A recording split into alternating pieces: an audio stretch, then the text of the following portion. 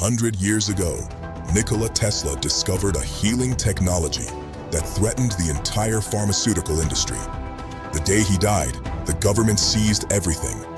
For 100 years, this technology was hidden. Until now, plasma is back. Tesla Club, tzla.club.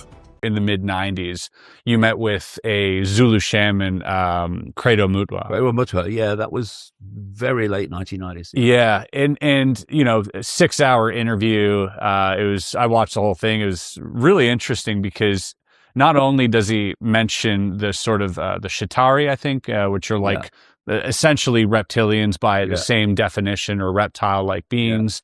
But also these other beings that were sort of like Nordics, like these tall blondes that would have the ability to sort of disappear. And he also talked about the Greys. And the Greys as well. And I thought that was really interesting because you don't often hear sort of a comprehensive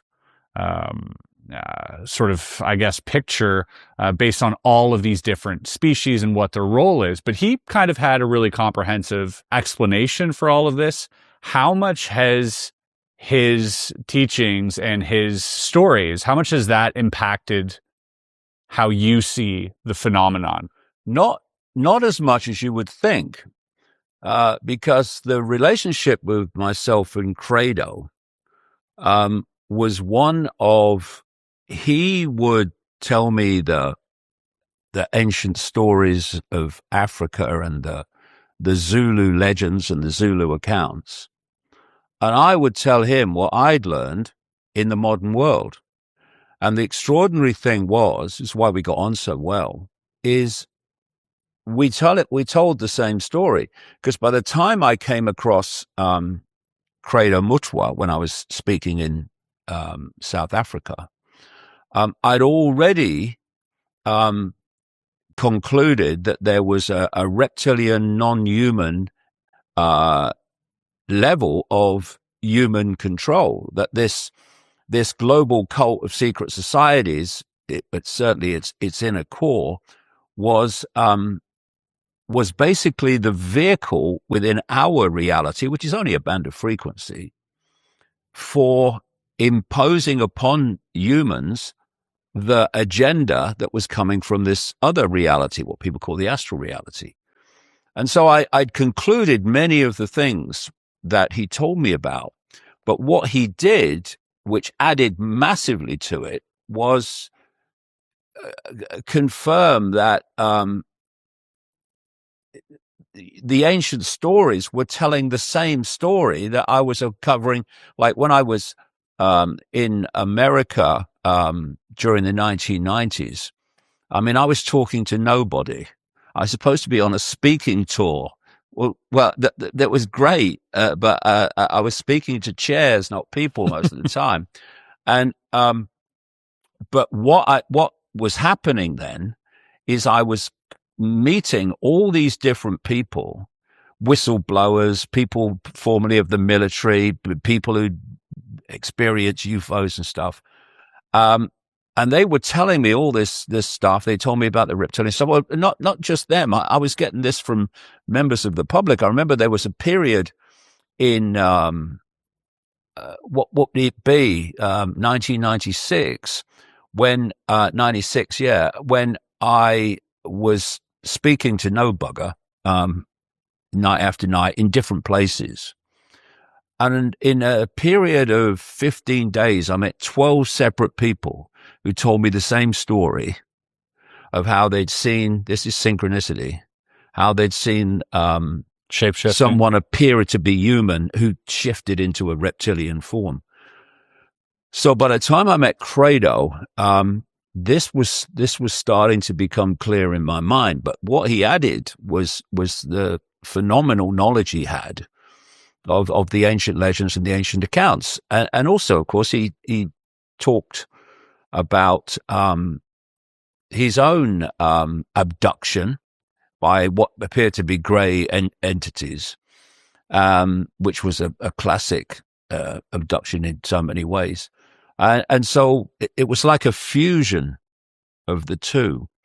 And it was very, very helpful. I think where it gets so complicated with all of this stuff is that you have this idea of an overarching agenda, but then individually there are hundreds of thousands of cases, and all of these cases have a varying amount of interactions. Like you said, a lot of them have, classic displays of, being taken from your bedroom at night, being, you had these things performed on you, these specific procedures.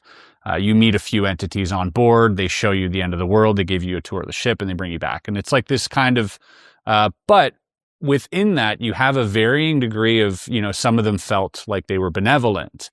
Some of them felt like they were malevolent. Some of them felt like they were hurting me, others. And so there's this varying degree of what seems like agendas behind, these altercations.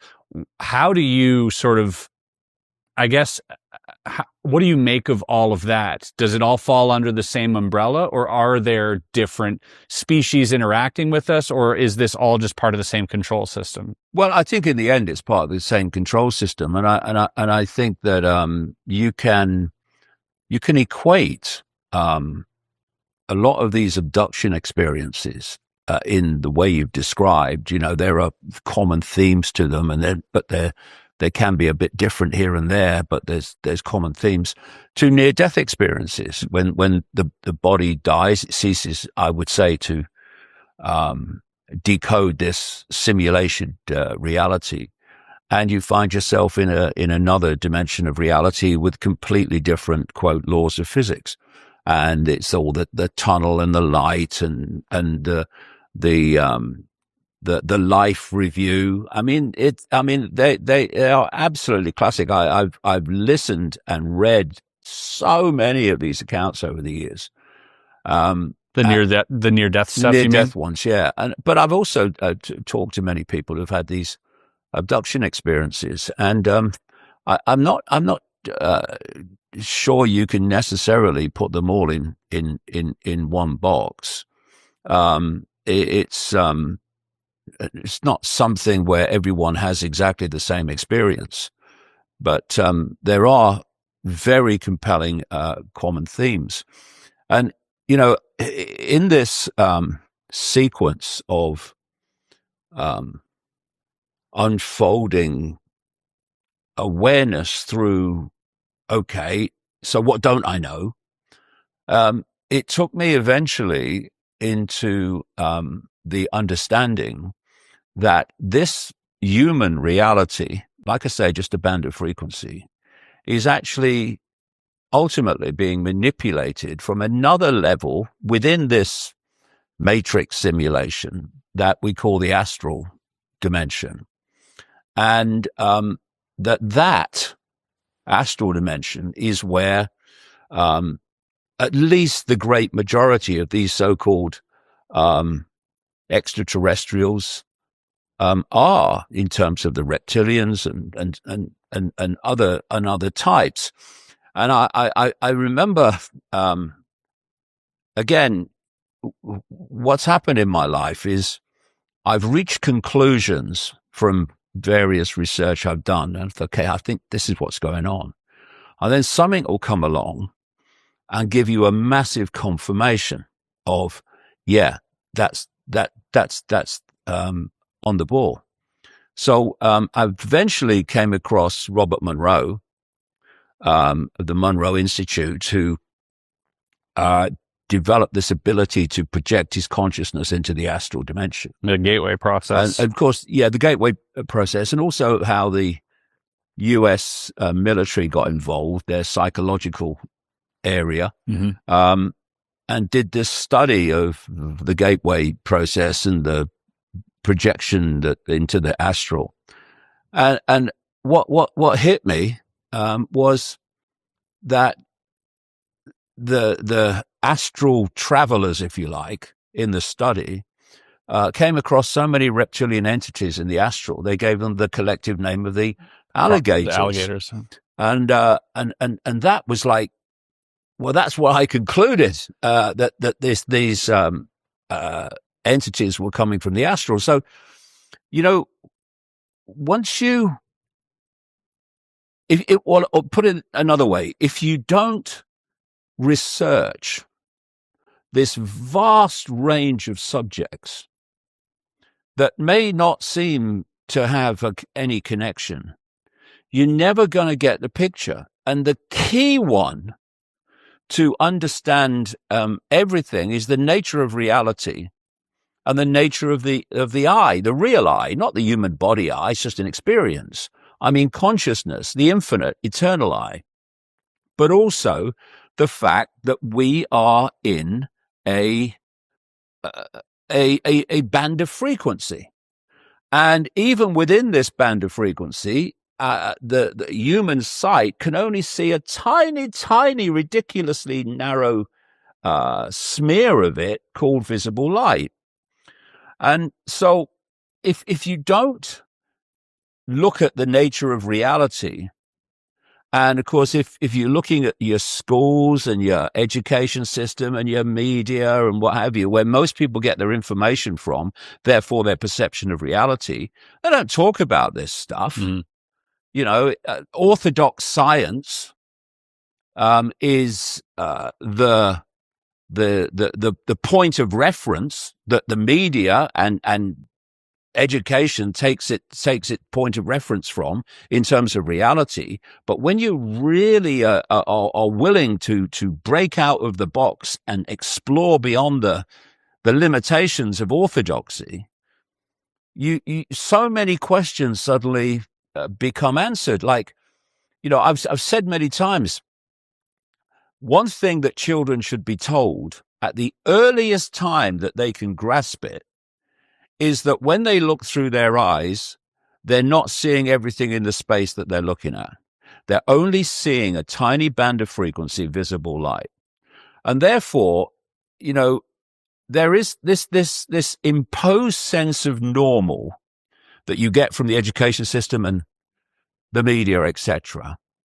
It's not just a perceptual prison in the wider sense. It's a perceptual prison about the very reality that we're experiencing.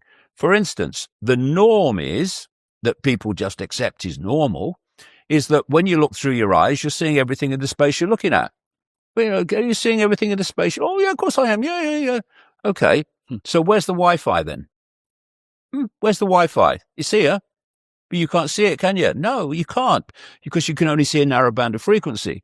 So, for instance, people say, well, honestly, mate, I'm standing there and this UFO appeared out of nowhere and then it just disappeared into nowhere.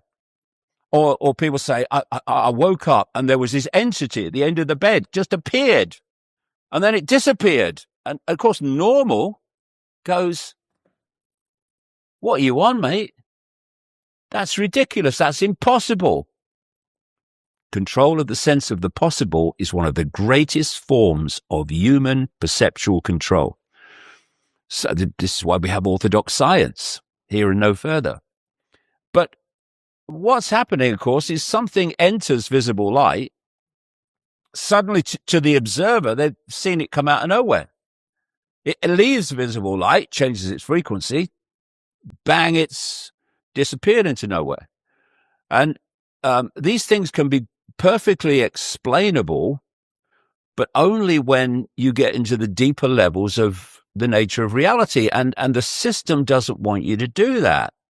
You know, if you are a religious follower and you've got this religious story, it doesn't matter what religion it is, all basically the same, you've got this religious story. If you go beyond the religious story, first of all, you're perceived as a blasphemer. But if you start to explore what's called the hidden knowledge, well, what is another word for hidden? Occult. Mm-hmm. So suddenly you are dabbling in the occult. No. You're dabbling in hidden knowledge, which can be used for horrific things, and it is, or it can be used to set us free. It's just hidden knowledge. But religion says, if you go into the occult, that's the devil. Now, orthodox science, which is another religion, by the way. Scientism. Yeah, scientism. Exactly, it is. So it says this is the story. This is the orthodox science story about reality. And if you go there, you're a pseudo-scientist, or you are dabbling in the paranormal. And they put para in front of normal because they are seeking to describe a phenomena or phenomenon that happens that they can't explain from the orthodoxy. It's magic to them. Yeah. So if I can't explain it, it can't be happening. That's the orthodox science mindset. It's easier to blame your own perception. Yeah, exactly. But what you've therefore got, you've got people like Professor Richard Dawkins, who is at Oxford University. He's written all these books lambasting religion. Okay, that's fine. But you're the high priest of your own, mate, because you are limiting exploration into all possibility and all potential in the same way that religions are by calling it the occult. And, those that want to know the truth, they don't want a round of applause or a statue. They just want to know what's going on, what this reality is and how it's controlled and to what end. Then they're the ones that are willing to go there and outside the boxes. And of course, when you go there, as I well know, you're going to get massive ridicule, condemnation. You're going to be mad and bad and all the other labels that are given to you. But if you care about what's happening rather than what people think of you, then you'll go anyway. And that's the only way we're really going to uncover what's going on is to have no limit to what we will explore, in the very, sense of wisdom is knowing how little we know. So you're all going to keep asking that question. Okay, so what don't I know? And when you do that, it takes you into some far out areas. You well know it takes you some far out areas very, very quickly, and people think you're crazy. But as we talked about at the start of our chat here, you can have a choice. You can go with the world, go with the norms, because you fear what other people might say if you don't. Or you can go your own way, and if what you say has validity, the world will come to you. Right. And that's what's been happening. And the world has come towards me for the simple reason that events in the world have started to happen that have made people question the version of the world they had before. And things that you've, foretold in a lot of the senses. I want to get back to discussing this interdimensional control system because I think that's a big pill for a lot of people to contemplate and to ponder on, because there are so many different schools of thought, whether they're sort of this entity or this force is benevolent, neutral, or malevolent. Like there are all these different schools of thought, but in the sense of this reptilian force that you've talked about and that you've written about so many times, how do you reconcile the non-physical aspect of it with these physical encounters? What is that? Is this itself instantiating in our own physical to control our decisions? Is it like, what's the point of this? Because I've heard the same stories. I've had a lot of people come to me as well and saying, yeah, I saw this person, they, in their words, phase shifted and transformed into like some lizard, and looked at them. I was frozen in fear. I couldn't move. And then they kind of chuckled and walked away. And like these really bizarre, terrifying stories that I'd be frightened of if they happened to me. I fail to see how the two are sort of cooperating. Okay.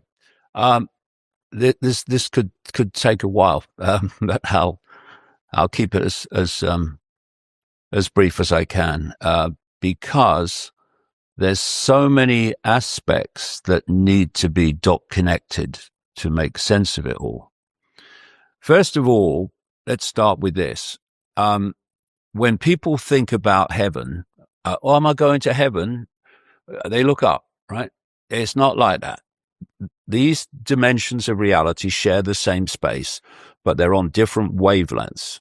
And just like radio and television stations, they share the same space, but they're on different wavelengths, and therefore they don't interfere with each other unless they're close on the dial. And there's a level of this astral dimension that is very close to this one, and there can be interference.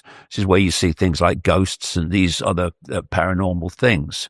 Are you familiar with the Lacerda files? This interview that happened in like the early 2000s, allegedly in Sweden, between a man and a woman who, claims to be reptilian. Yeah, I've come across that. Yeah. Yeah. And so she, I mean, there's a lot of information there, and it's quite interesting because as you gather a lot of this information, it seems to corroborate like what she's been saying, which is, just interesting data points. But she does talk about having like, this control system that they're working with governments, so not unlike what you've been talking about as well, but also that there are these like colonies underneath like Asia that I do exist. Think that. I do think that's, I think, when people say, are they physical or are they not physical? I would say, well, actually, all of the above. But they're here. Yeah, some are. I'm sure they're within the earth, operating within the frequency band that of our frequency band, human frequency band. But I say that the real point of reference, the real point of control is actually in this other dimension. So why are they here then? What's the point of being here, you think? Well, I mean, they're not necessarily all involved in manipulation. I mean, just because something's reptilian doesn't mean it's evil in its own sense. In and of itself, I'm just saying that this other dimensional level is, but I do think that they are interacting with the human quote elite and human science and all that stuff within these very deep DUMBs or deep underground military bases all around the world, which tend, I would say, from what I can gather, to open out into areas where these reptilians are. When you look at these underground bases and you talk to people, like I did a lot in the 90s when I was traveling America, who've been in those bases, you need a higher security clearance the lower you go down. To the point where some were explaining to me how you are weighed in and weighed out to make sure that when you come out, you're not carrying anything you didn't take in. And the deeper you go, the more extreme it becomes, until you're into these caged children and what have you. And on Iconic, where we are now, iconic.com. We've had people on, former military people, who've talked about interacting with reptilians and greys in these underground, working alongside them. Yeah. But what I'm saying is that the real point of control is coming from this astral dimension. And I'm not saying that all reptilian entities are, by their very nature of being reptilian, kind of horrible, but the ones I'm talking about and ones I'm exposing who are, generating this agenda, and it's not only reptilian, it's multiple, but reptilian seems to be a dominant form. I say they are deeply, deeply, deeply unpleasant. But the other thing is, whether I'm human or whether I'm not human, my behavior is dictated by my consciousness, my state of awareness. That dictates it, right? And the key to this whole matrix for me, this simulation, is the consciousness that's behind it. Not, entities sure, They're one level of it. But what is the consciousness that's dominating and impacting upon the awareness and thus the behavior of those entities?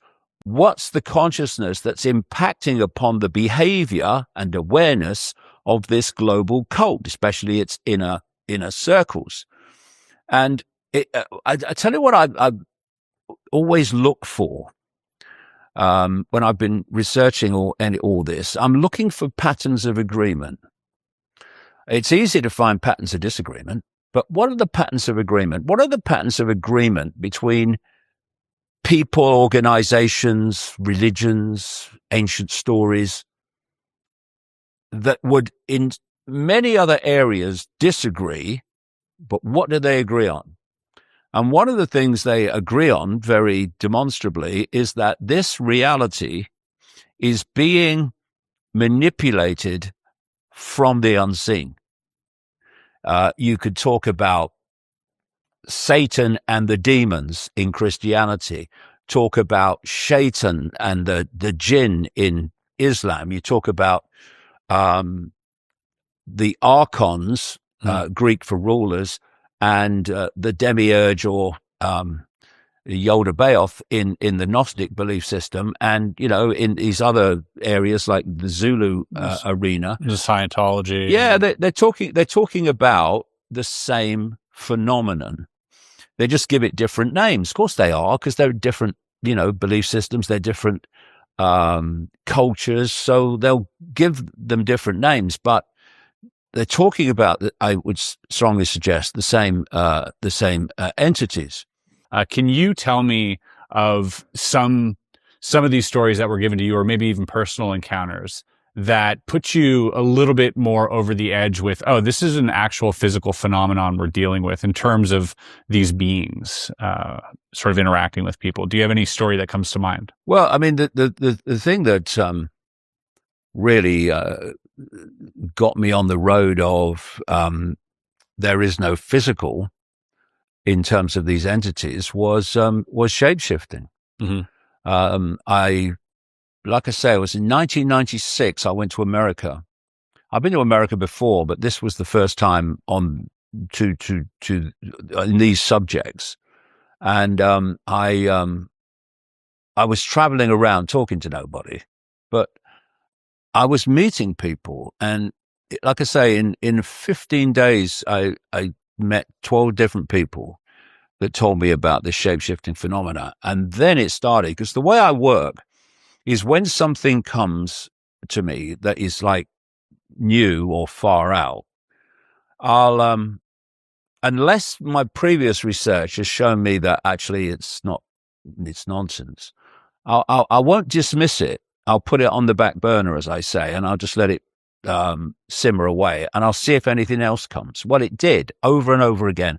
I've talked to so many people over the years who've had this shape-shifting experience.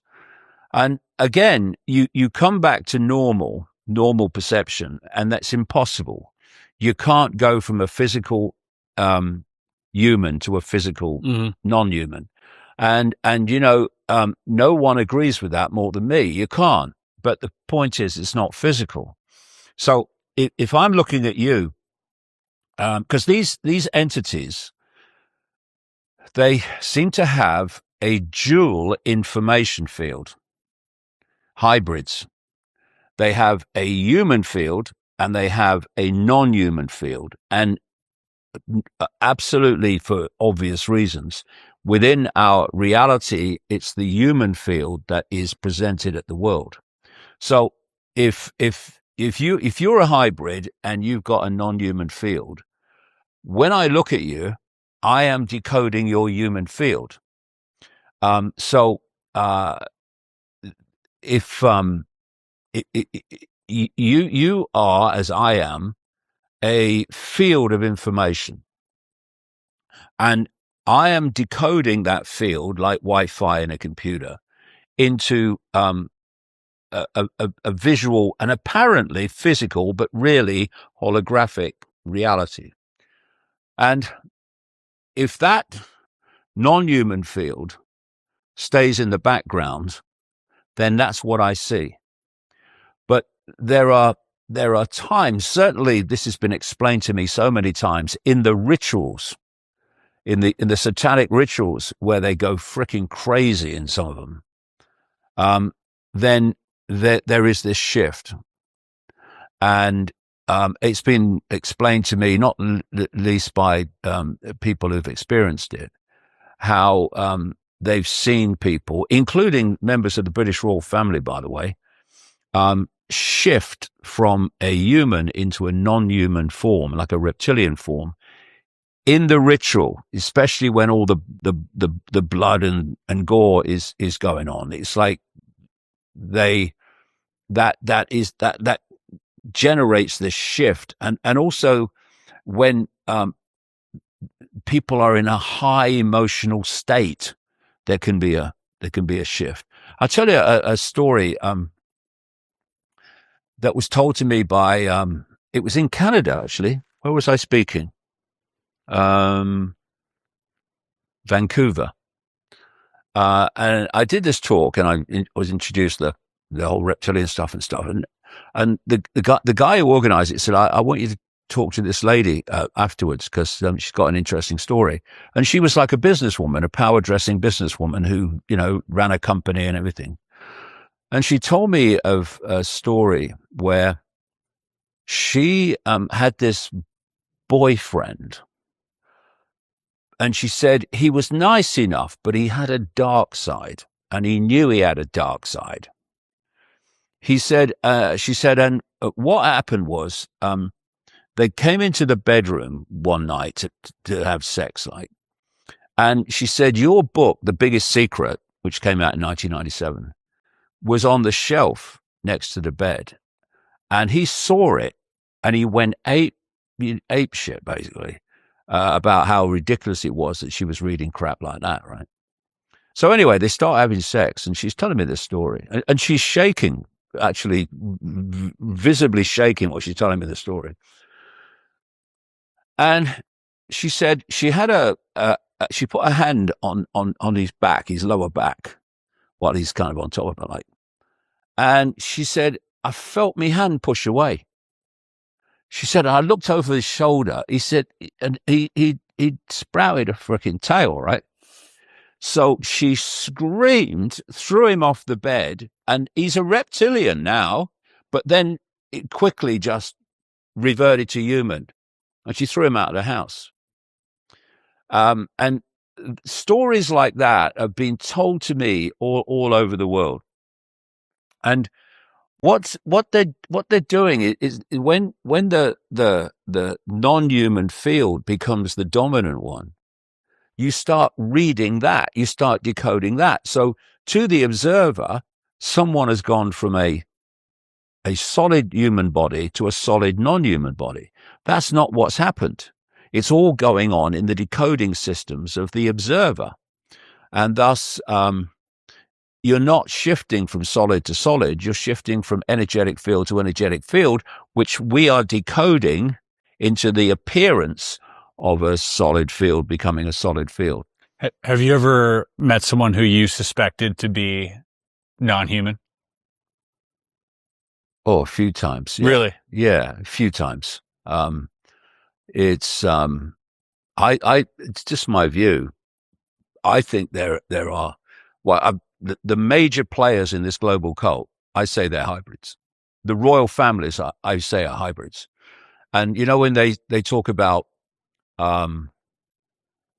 royalty interbreeding with itself and aristocracy interbreeding with itself, why is it that royal bloodlines have always been perceived as special? Why have they been perceived as having a right to rule, the divine right to rule? I think it's because they are human reptilian hybrids, or human non-human hybrids anyway. And I think the British royal family are. I've talked to enough people who've had interactions with them to convince me that's absolutely the case. The Dutch royal family, oh dear, don't start me. And what happened eventually is that humanity reached a state of maturity where it started to reject rule by royal diktat and royal inheritance. And then they brought in politics. And politics is just another way for people to give their power away to the control system. You vote for this party, you vote for that party, you vote for that party, you vote for that party. And so the wheel of, or the eddy goes on going round. Basically, if we united, put it down the fault lines of divide and rule, and realize that we have a common threat and we need to come together, well, it will be over, because there's not enough of them compared with target population. But we don't do that because we're divided and ruled, and not least politically and through religion and what have you. And so you have this situation where the few rule. Now it's politicians on behalf of those deep in the shadows. But for a long time, still in this country, of course, and in your country too, Canada, you have this royal family where they incessantly interbreed with each other. And when the royalty started to fade because people rejected it, and these bloodlines, these hybrids, went into politics, and they went into the dark suit professions of finance and what have you, and all these Eastern, what they call them, Eastern seaboard families, who marry not for love often, but for genetics, and they have their love on the side, just like now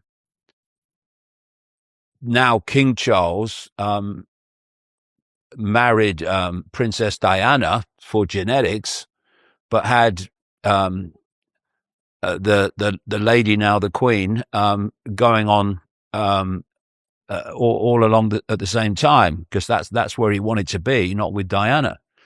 And funnily enough, it was, when would it be? 1997, 98, after Diana died in the Paris tunnel, the Pont d'Alma tunnel in Paris.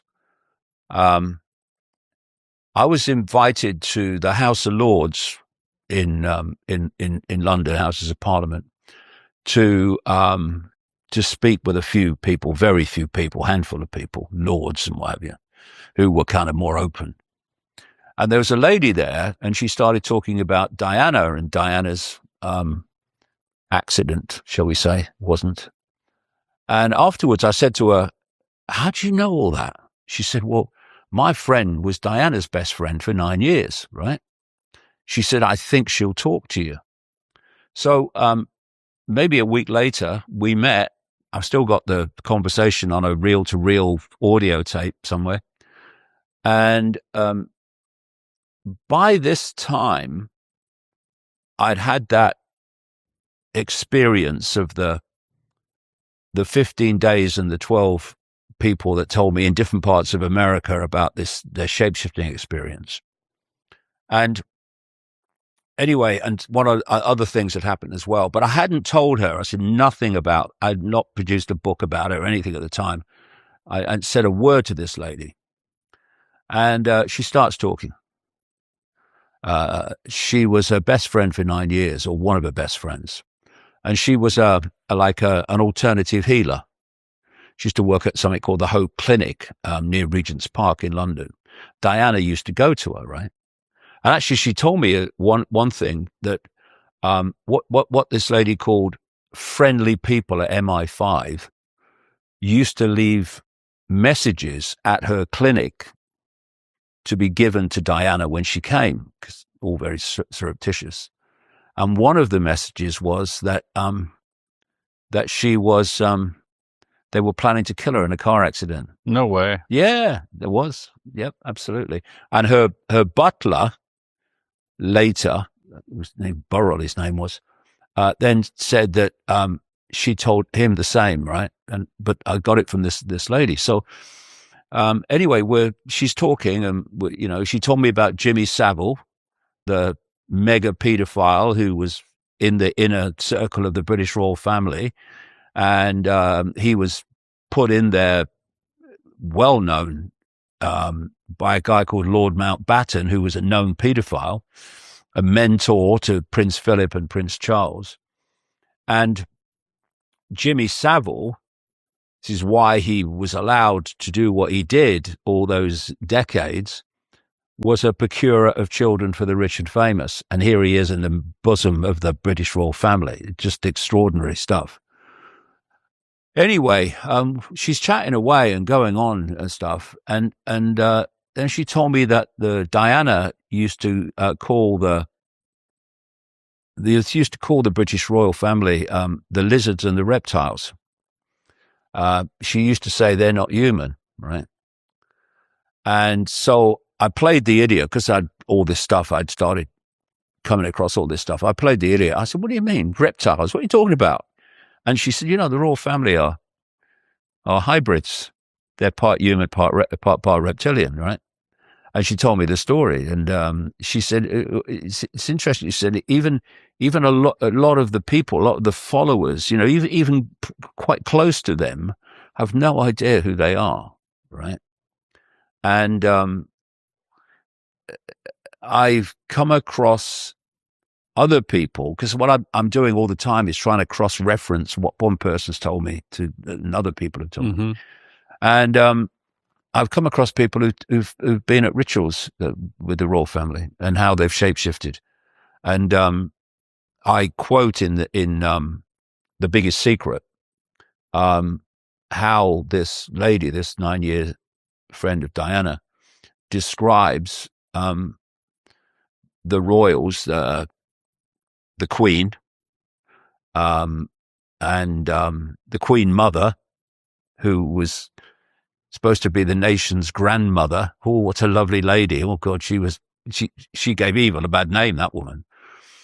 She described what they looked like in their shape-shifted state, in their reptilian state.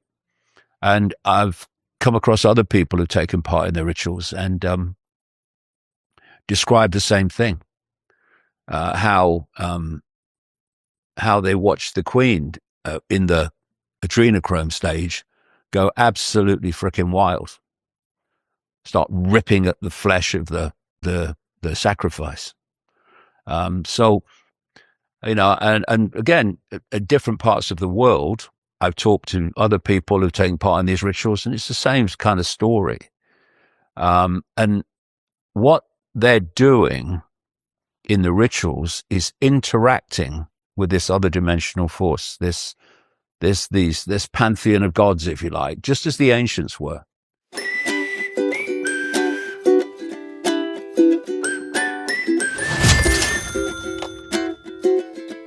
Hi, love. Can I get 2 lattes, please? 1 decaf.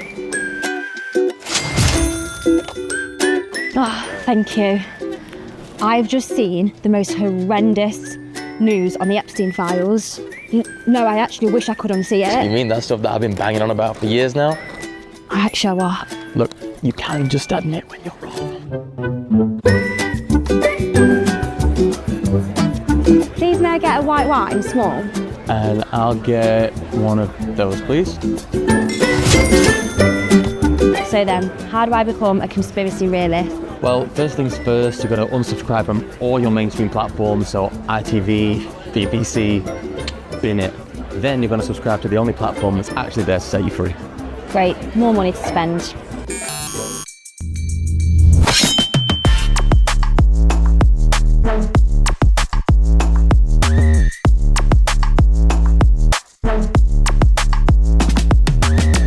Also, is really a man?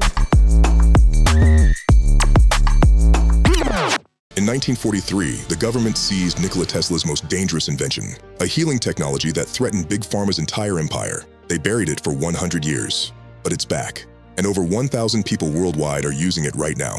When you join Tesla Club, you get your own Tesla plasma device, 5 times more powerful than the original Violet Ray and built to last.